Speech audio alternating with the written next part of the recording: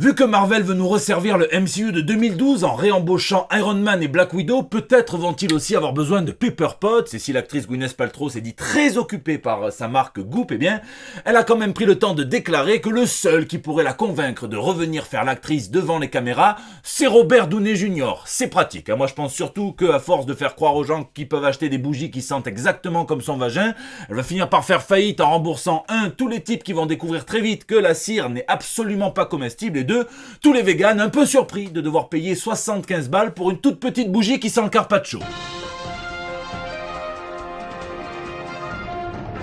Ici votre fidèle commis des comics, vous êtes dans l'émission qui fait le tour de l'actu de l'industrie du comic book et de tous ses dérivés, c'est le 425e JT Comics, et j'ai rêvé que je perdais à question pour un champion quand Julien Lepers me demandait qu'est-ce qui était le plus utile entre une vaginette pendant le No Nut November ou bien Nick Fury dans The Marvels. J'avais répondu la vaginette, tant pis pour les 616 encyclopédies, mais en attendant, oui, on passe aux news de la semaine. Spider-Meuf. C'est la news Biden, celle qui vient de tomber, vous allez voir qu'il y en aura d'autres, hein, mais on a eu le premier aperçu de Madame Web, ou devrais-je dire jeune demoiselle Web, étant donné que Marvel et Sony poursuivent leur tendance à vouloir absolument rajeunir toutes les vieilles dames de l'univers de Spider-Man. Si vous n'aimez ni les rides ni l'arthrose, n'en dégoûtez pas les autres. Ce qui se confirme aussi, c'est que les origines du personnage sont entièrement redéfinies par rapport à celles dans les comics. On a droit à quelqu'un qui s'éloigne de son rôle de mentor pour venir mettre directement les mains dans la toile, ce qui n'empêche pas de prendre en main 3 araignées plus jeunes, et la dernière fois que l'actrice a été prise en main par un aîné, elle se faisait entoiler avec un fluide que j'utiliserai pas pour voltiger entre deux gratte-ciel, donc espérons qu'elle n'ait pas gardé de mauvaises habitudes, et espérons aussi que tous ceux qui se sont habitués à ce Spider-Verse de Sony sans aucune araignée ne fassent pas de choc arachnide, d'accord. On a plus de tarentules en 3 minutes de bande-annonce qu'en 313 minutes de Venom 2 et de Morbius. Là, on a une putain d'équipe de Spider-Meuf avec 2 Spider-Woman, Julia Carpenter et Mattie Franklin, ainsi qu'une Spider-Girl, Anya Corazon,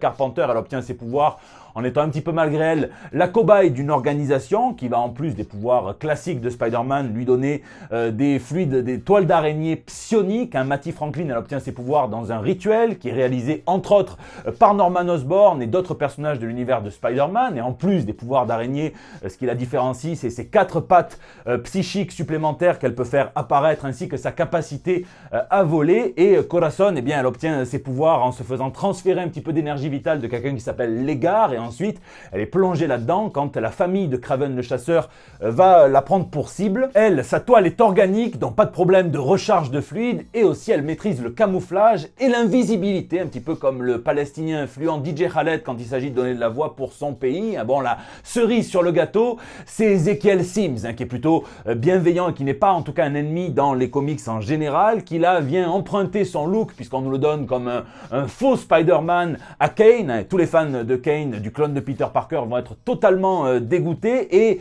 dans son attitude, c'est un mélange entre Ezekiel et Morlun, le chasseur d'araignées. On verra où ça nous mène, mais entre ces 3 nouvelles araignées, Madame Web, les fondations posées déjà par Sony avec son univers Venom et Morbius, même s'il faut pas trop en parler, eh bien, on a quelque chose de très intéressant qui prend son temps et qui peut-être, avec le futur Kraven le chasseur qui sera rated R, donc très violent, va nous donner un univers sur la longueur qui pourrait devenir intéressant, et c'est tout ce qu'on souhaite. Je vous laisse me dire dans les commentaires ce que vous avez pensé de ce Madame Web.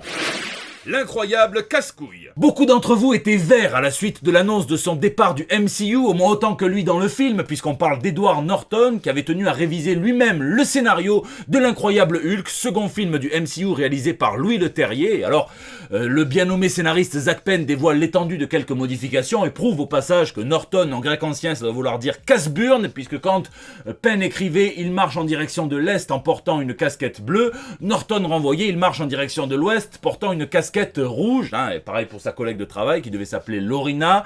Le nom a été changé par Norton en Martina. Bon, jusque-là, ça reste des modifications relativement mineures. Ça prouve juste qu'en Russie, quand on parle de Fight Club, on dit que c'est le film avec les 2 acteurs, Beau Gosse et Sodomouche. Mais là où Penn a été surpris, c'est par un changement qui vient toucher un petit peu plus profondément au personnage, à sa psychologie, à son héroïsme directement. Quand Norton a tenu à ce que ça soit Banner en personne qui se jette de l'hélicoptère directement dans Harlem pour aller combattre l'abomination, domination, hein, ça fait pas très héroïque quand on sait que potentiellement 600 kilos de tartare wasabi qui tombent dans les rues de New York, ça peut faire du gros dégât déjà, et puis carrément des victimes collatérales. Hein. À la base, ça devait être le général Ross qui passait prendre Banner à l'hôpital et qui, dans un moment probablement illustrant la rivalité entre lui et c'est celui qui sort avec sa fille, eh bien, le pousse de l'hélicoptère, hein, ou alors peut-être qu'il s'est résigné à utiliser eh bien, ce mal nécessaire Hulk pour sauver la situation et pas trop se faire défoncer par la suite. Hein. On ne sait pas. En attendant, ce qu'on sait, c'est que Kevin Feige avait complètement, lui, jeté Edward Norton sous le bus hein, en disant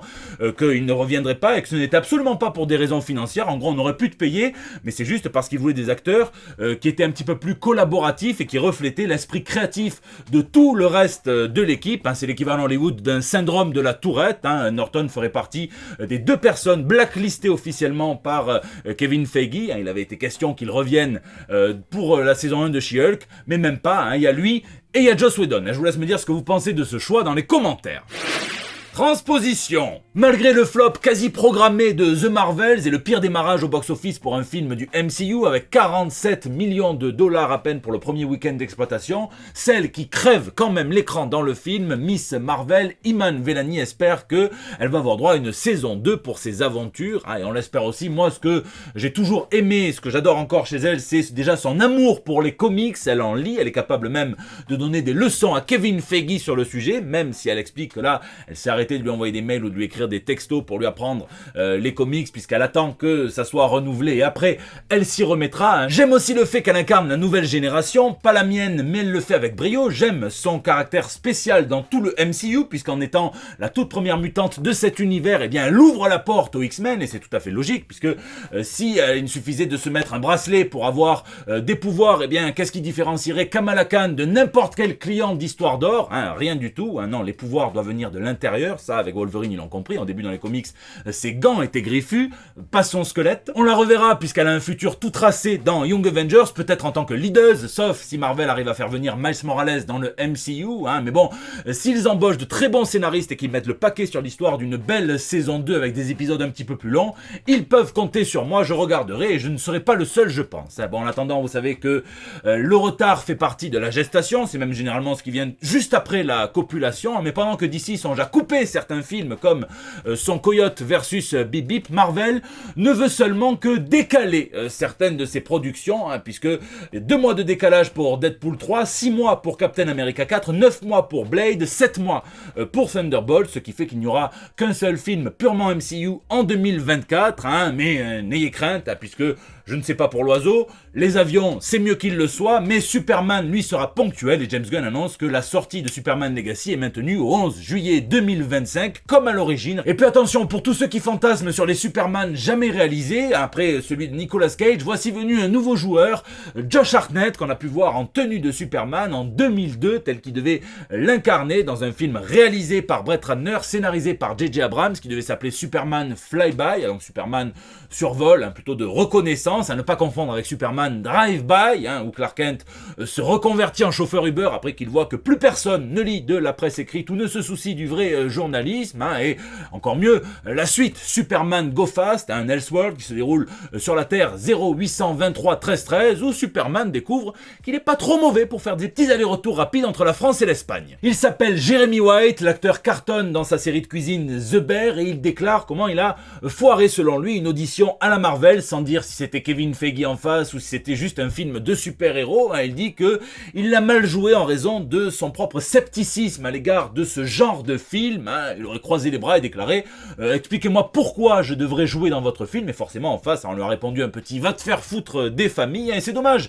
puisqu'il a un potentiel formidable d'anti-héros. Et bon, au pire, si ça fonctionne pas pour lui, il a qu'à aller faire des bougies en mélange de cire et de pâte à chibrou goût transpi, ça fonctionnera forcément. Kang vient le temps de partir. Putain Kang, on aurait pu l'appeler aussi cette news, puisqu'il semblerait selon un nouveau rapport de Forbes que Marvel lâche définitivement Kang, lâche Jonathan Majors. Il avait peut-être été question de remplacer l'acteur à la War Machine, mais non, et c'est plutôt malin de faire ça maintenant, puisque pour venir à la grande fête du MCU, Kang, on va dire que dans l'histoire, il est plutôt dans l'ascenseur que déjà en train de se servir un verre dans le salon, donc c'est bien de couper court maintenant que bon, il restera dans le mini-verre d'Ant-Man, il restera dans les méandres du temps du MCU, ce qui serait plutôt audacieux de la part part de Marvel, c'est qu'après avoir construit pendant des années cette grosse menace sur laquelle devaient reposer les 2 prochains films Avengers, eh bien, Fatalis arrive et l'éradique en 4 secondes chrono, paf, et c'est terminé. Bon, un petit peu peut-être trop puissant Fatalis pour débuter, mais pourquoi pas compenser cet excès de puissance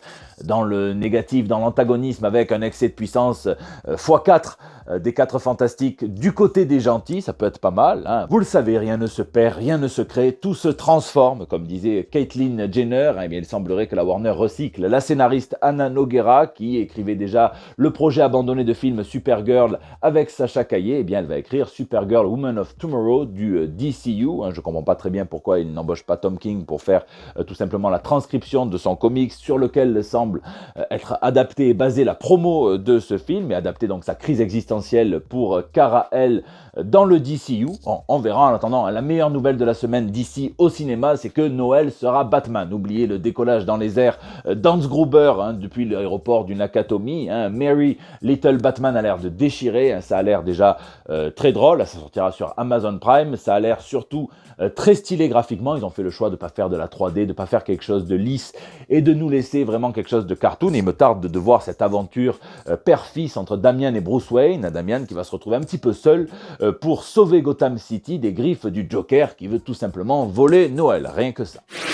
Sur papier. Dans l'actu purement comics, Mark Millar parle d'argent, celui à qui on doit Kick-Ass, Jupiter's Legacy, The Magic Order, la Civil War, le Old Man Logan et plein d'autres titres. Superman Red Son également dit que, bien lui, quand il travaillait chez Marvel et DC, il était payé environ, il y a plus de 15 ans, $1000 par page écrite, et qu'il a du mal quand il entend dire par ses collègues qu'en ce moment ça tourne autour de $90 la page. Et donc il propose une solution à Marvel et à DC en disant que ça va rien vous coûter, vous augmentez les royalties de 2 à 4% actuellement, et bien vous passez à 50% de royalties à partager entre tous les créateurs du comics en question, et vous allez voir que ça va changer radicalement la chose. Il leur dit même, vous inquiétez pas, fiscalement parlant, au niveau des impôts, c'est plus avantageux de faire ça. Donc là, on espère qu'il va y avoir une compétition, et on espère que ce sera celle pour qui, entre DC et Marvel, va être le premier à mieux traiter ses auteurs. C'est normal, et ça serait complètement énorme, mais toujours moins énorme que Godzilla, qui,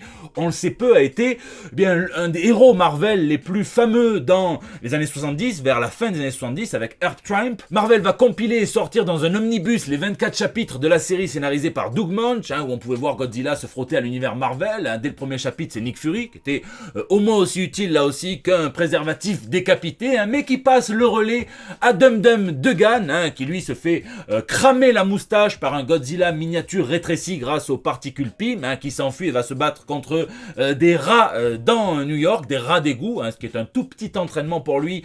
Il est prêt après à venir à Marseille avec des vrais kaiju rats. Puis l'actu est faite pour les nostalgiques, puisque si vous aimez les cocktails, Iron Man, Batman, Captain America, un petit peu de Black Panther, un petit peu de Punisher pour la violence, mais soft, eh bien vous aimerez le retour du Night Thrasher, le héros parfait pour les années 90, qui revient dans une série orchestrée par Jay Eltham et Nelson Daniel, donc ce héros qui avait fréquenté tout l'univers Marvel avant de mourir juste avant la Civil War et d'être ramené par Al Ewing dans Contest of Champions, va peut-être être révolutionné pour l'époque moderne, et c'est très bien. On remonte encore dans le temps, 10 ans plus tard, dans les années 2000, avec ce premier aperçu du nouveau bouffon vert pour le Ultimate Spider-Man de Hickman et de Marco Checchetto, qui ressemble quand même vachement à celui du Spider-Man de Sam Raimi. Je serais pas surpris quand il enlève le masque de voir Willem Dafoe, mais à tout moment, si vous voulez faire dans l'originalité et mettre Roselyne Bachelot, eh bien allez-y. On aime les surprises, et en ce moment Marvel n'en manque pas, puisqu'ils vont nous donner un tout nouvel esprit de la vengeance dans la nouvelle série Ghost Rider, par Benjamin Percy et Daniel Key, mais on avait eu droit à Danny Ketch, à Alejandra Jones, à l'original, Johnny Blaze sur leur moto rutilante, on a eu droit à Robbie Reyes dans sa belle bagnole, on a eu droit à un Michel Drucker qui pète le feu sur un mammouth à la préhistoire, on a eu droit à Kushala également, l'esprit amérindien qui était sur son cheval entre autres, eh bien, qu'est-ce que ça va être maintenant? Jean-Eudes sur sa trottinette électrique en feu, est-ce que ça va être Jules sur son cross-volet? Je vous laisse pronostiquer dans les commentaires. Chez DC, on passe du côté obscur, sauf qu'en plus d'avoir les problèmes d'as fantasme de Dark Vador, on a aussi un problème lié à l'âge, un problème de fuite, une fuite des médias partenaires de DC, à savoir les sites qui relaient des informations seulement quand l'éditeur leur dit de le faire, pour respecter le planning. Eh bien, ils l'ont fait avec une nouvelle trinité, Dieu Batman, Superman et Wonder Woman, et place à la nouvelle trinité maléfique, sauf qu'on ne sait pas de qui elle est composée, puisque ça a été immédiatement retiré du web, sauf ce tweet. Alors, est-ce que ça va être le Batman de Zur-En-Arrh, qui avait été remis au goût du jour par Grant Morrison, qui est un des personnages, un des antagonistes du run de Chip Zdarsky? Est-ce que ça va être Amanda Waller et sa toute nouvelle Suicide Squad, une Dream Team? Apparemment, il y a un tout nouveau personnage, on ne sait pas qui c'est, mais c'est le Dr. Hate. Est-ce que c'est la Queen Brainiac que Superman va bientôt affronter? On en saura plus quand les médias partenaires auront le droit de nous en parler. Ce qu'on sait en revanche, c'est que les fans de The Authority, de Planetary, vont être tout à fait divisés, soit contents, soit pas contents, quand ils vont apprendre que le titre The Outsiders fait partie d'un processus de résurrection de toute la mythologie de cet univers-là, de Wildstorm, la période Warren Ellis, le titre qui sera présidé par Luke Fox et par Batwoman, qui incarneront apparemment des versions de Elijah Snow et de Jaquita Wagner, va servir justement à faire revenir sur le devant de la scène cet univers-là qui va être adapté par James Gunn dans son DCU, jusqu'au vaisseau apparemment intelligent, vous savez, The Carrier. Plouf, on apprend que Greg Weisman et Humberto Ramos vont écrire une série mettant en équipe Spider-Man et Spider-Man, Miles Morales et Peter Parker, s'appellera The Spectacular Spider-Man. Et ça sent plutôt bon. Moi, ils montent déjà dans leur toile. La division, c'est aussi pour cette dernière news, qui est pour moi la nouvelle la plus intéressante de la semaine. Non pas celle de la reformation du duo Tom King, Blickis Lively pour une toute nouvelle série chez Dark Horse. Non, celle de l'annonce du retour probable du label Vertigo chez DC. Après qu'il se soit donné autant de mal à l'assassiner. C'est comme si Xavier Dupont de Ligonnès revenait creuser sous sa terrasse pour faire du bouche à bouche à sa femme et ses gosses. C'est ridicule. Vertigo, c'est le label qui a contribué à l'essor des comics modernes, à les rendre meilleurs. C'est le label qui nous a donné Sandman, qui nous a donné Preacher, qui nous a donné The Invisibles, qui nous a donné du bon Doom Patrol, qui a récupéré Transmétropolitan quand le label SF Helix de DC a fait faillite. C'est le label à qui on doit aussi Y, le dernier homme, Hellblazer, qui avait récupéré Swamp Thing, plein de très bons titres, plein de dingueries. Mais Pam Lee Ford, qui était la directrice de Warner et de DC, n'aimait pas diluer la franchise DC, et donc il fallait que tout soit appelé avec le logo DC, et donc ils avaient fait le DC Vertigo, puis DC tout court, et pof, on avait oublié, paf, sous le tapis Vertigo. C'était une décision nulle à chier, mais Pam Lee Ford est partie, et on nous explique qu'il y aurait peut-être un retour de l'éditeur Vertigo. Pour l'instant, on nous parle de juste utiliser les personnages de DC pour faire des comics différemment, un petit peu comme on fait sur le Black Label actuellement. On a le droit de montrer absolument tout, sauf la tub de Batman, mais peut-être qu'après, il viendra des nouveaux comics qu'on appelle en Creator-Owned, donc des nouvelles séries complètement originales chez DC, et on espère que ça soit le cas. Lisez, cette semaine j'ai évidemment beaucoup préparé le Hero Festival à Marseille, une saison d'anthologie où j'ai eu le bonheur de recevoir sur mon stand Bruno Bessadi, Ulysse Gris, Joe Kelly et Kenny Mura, que des amours complètement, le panel sur la carrière chez les Big Two de Joe Kelly avec Kenny Mura pour parler aussi des comics indépendants avec Kill Giants et Immortal Sergeant. La dernière sortie chez iComics s'est super bien passée, il y a pas mal de monde. La battle de dessin entre Ken et Bruno international a réuni aussi beaucoup de spectateurs curieux de voir l'art se produire en live, et c'était vraiment trop bien. Il me tarde de remettre ça, il me tarde de les revoir déjà alors qu'ils sont tous repartis chez eux. Ma prochaine lecture, c'est clairement, et j'y arrive, c'est clairement Le Dernier Jour d'Howard Philip Lovecraft, par Romuald Julivo et Jakub Rebelka. On n'entend que du bien, et surtout, quand je l'ai ouvert, il m'a suffi de le feuilleter pour voir que c'était complètement magnifique. Donc Le Dernier Jour de Lovecraft. Je vous laisse me dire ce que vous lisez ou geekez dans les commentaires, puisque c'est la fin de ce JT Comics. Je vous remercie d'être toujours aussi nombreux à le suivre, à laisser vos pouces bleus, à partager sur Facebook, à tweeter, à retweeter, à m'incorporer dans vos stories Instagram, à réagir dans les commentaires sur YouTube où je lis chacun d'entre vous et j'essaie de répondre au plus grand nombre. N'hésitez pas aussi à réagir sur les réseaux sociaux, je poste plein de petites photos. Vous pouvez me laisser le mardi vos messages pour El Bando del Pueblo, votre espace de liberté depuis près de 425 JT maintenant. Je vous fais d'énormes bisous, je vous donne rendez-vous la semaine prochaine pour des nouvelles toutes fraîches. Entre les sangliers qui se baladent gentiment dans le Tarn et le lion qui s'est promené innocemment près de Rome, le remake 4D du Roi Lion s'annonce pas mal, tandis qu'avec les orques qui s'amusent à couler des embarcations au large de l'Espagne, on prend plutôt un virage horreur pour le prochain Sauver Willy.